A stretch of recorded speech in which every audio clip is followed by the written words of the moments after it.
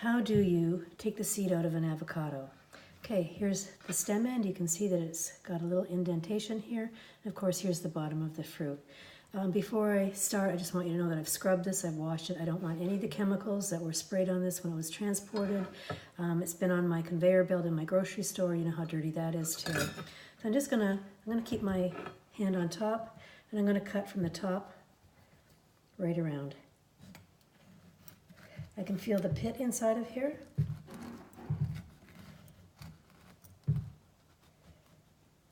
And when I've come right around to the top again, I'm just going to twist this, et voila. Now I'm going to put my knife in here. I'm going to put this part of my knife into the seed to take it out. Let me try this again. And I'm going to twist that. Now they never show you how to take the pit out in any of the cooking videos, but all you have to do is this. Okay, and then it comes off. Now you could slice this in strips, so you just run your knife this way.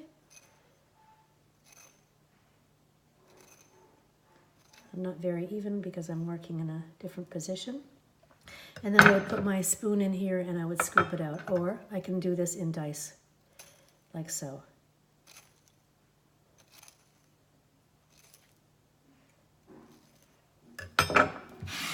And that's how I get my dice shape for my avocado.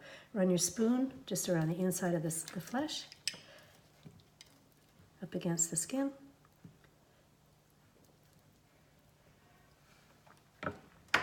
There you go. That's a little bit of a mashup of diced. Now, if I want to slice this, I'm going to take my spoon, I'm going to run it around the inside, up against the skin.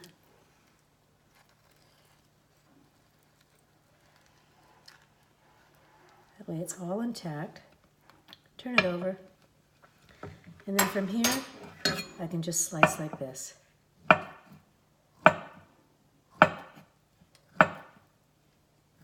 It's a little bit soft. I guess that's a good thing because that means it's ripe, isn't it?